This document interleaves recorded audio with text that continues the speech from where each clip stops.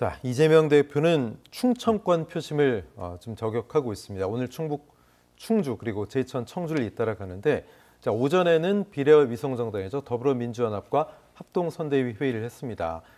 자, 조국 혁신당의 기세가 너무 무서우니까 계속 저는 참 이 용어를 계속해서 쓰는 게 좀 불편한데, 몰빵론 뭐 그렇게 얘기하고 있으니까요.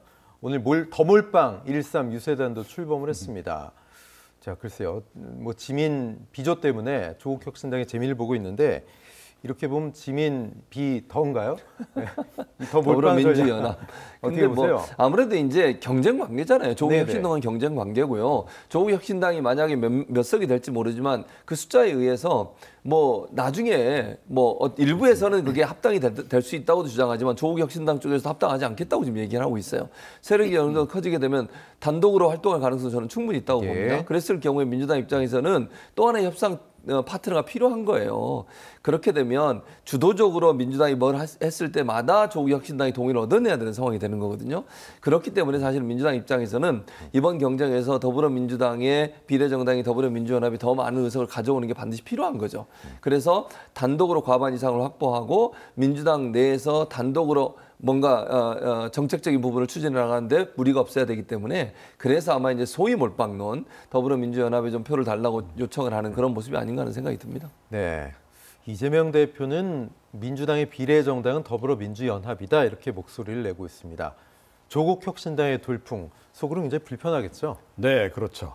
네, 그래서 근데 제가 보기에 이 민주당 지지층들은 벌써 반반 치킨으로 옮겨갔다 이렇게 생각합니다. 그래서 기존에 이제 프라이드만 먹다가 이제 양념 맛을 이제 좀 더 매운 양념 맛이 이제 입에 땡기기 시작한 거예요. 그래서 조국 대표 쪽으로 상당히 다 이렇게 이제 이미 바꿨다. 그래서 사실은 이 국민의힘에서 윤석열 대통령으로부터 한동훈 위원장으로 갈아타는 현상이 있었는데, 이쪽도 마찬가지. 그래서 이재명 대표로부터 조국 대표로 지금 갈아타는 현상이, 이게 이제는 확고한 흐름으로 그냥 딱 자리 잡은 것 같고, 이제는 이제 이걸 되돌리기가 좀 어려울 거다라고 좀 봐요. 그래서 뭐 이재명 대표 입장에서는 개인적으로는 굉장히 불안할 겁니다. 이러다가 이거 총선 끝나고 난 다음에는 이 조국으로 갈아탄 사람들이 조국 대통령 만들겠다고 드는 거 아닌가. 그래서 바람이 불어버리면 진보 지지층들은 또 그 바람 불면 한쪽으로 또 확 하잖아요. 그렇죠. 이제 그랬을 때 이제 자기 존재감이 확 이제 찌그러질 수 있기 때문에, 그 불안감 때문에 이제 이렇게 지금 나름 견제를 좀 하고 나선 거다. 근데 그 견제가 별로 안 먹힐 것 같습니다. 네.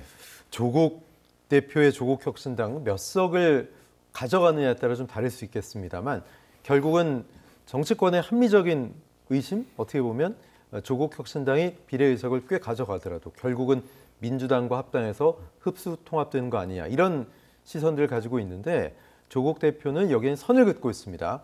독자 행보를 갈 거라고 보십니까? 아니면 결국엔 그렇게 될 거라고 보십니까? 뭐 궁극적으로 어느 시점에선가는 통합을 할 거라고 봐요. 그러니까 조국 대표가 제가 보기에는 어찌됐건 차기 대권도 관심이 있는 것 같거든요. 어차피 이렇게 된 바에는 한번 끝까지 한번 가보자, 이 생각도 굉장히 강한 것 같고, 그래서 그런데 일단 지금 이 총선 국면에서는 그야말로 이제 조국 혁신당의 힘을 보여줘야 되거든요.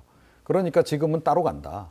그러니까 지지하실 분은 우리를 그냥 온전히 지지해달라, 그 얘기를 할 수밖에 없는 거고. 우리 몸집을 확실히 불리겠다. 그렇죠. 그렇게 해서 이제 이미 세력은 많이 붙어 있으니까 그 세과시를 확실히 한 다음에 나중에 그래서 통합 협상을 하더라도 몸집이 많이 키워진 상태에서 하는 게 훨씬 더 유리하잖아요. 협상이 있겠죠. 그리고 주도권도 이제 가질 수 있는 거고, 그래서 지금 그런 전략을 좀 펼치는 거다, 이렇게 이제 보입니다. 네, 그런 시선은 신평 변호사, 한때 윤 대통령의 멘토, 조국 대표가 민주당 가면 이재명 대표와 대권 후보 경합을 벌일 것이다, 대권 후보 쪽으로 결국은 틀 것이다, 이렇게 보고 있는데, 최 교수님 동의하세요? 뭐 그럴 가능성도 있죠. 그건 이제 지켜봐야 되지만 그럴 가능성은 전혀 배제할 수 없다고 생각을 합니다. 중요한 건 지금 이제 조국 혁신당이 어느 정도의 성과를 낼 거냐가 되게 중요할 것 같아요. 그게 사실은 이제 그 조국 대표가 어떤 방향으로 방향성을 잡을지를 결정할 수 있는 하나의 중요한 계기가 될 거라고 생각하거든요. 10석 이상 뭐 확보해서 어느 정도 유의미한 정도의 성과를 내게 되면 무시할 수 없는 세력이 되는 거 아니겠어요? 그렇다고 민주당 입장에서 만약에 차후에 뭐 바로는 아니겠지만 시간이 지나서 민주당과 합당을 하게 되고 거기서 들어온 분들이 활동 영역이 넓어지게 되면, 예를 들면 이런 겁니다. 지금 사실 조국 혁신당이 저는 개인적으로 그렇게 많은 그러니까 지지를 받는 이유 중에 하나가 인물론 인물. 그러니까 더불어민주연합의 비례대표의 면면과 조국 혁신당의 비례대표의 면면을 보세요. 저는 개인적으로 봤을 때 사람들이 거기에 더 많은 지지를 보낸다고 저는 보거든요.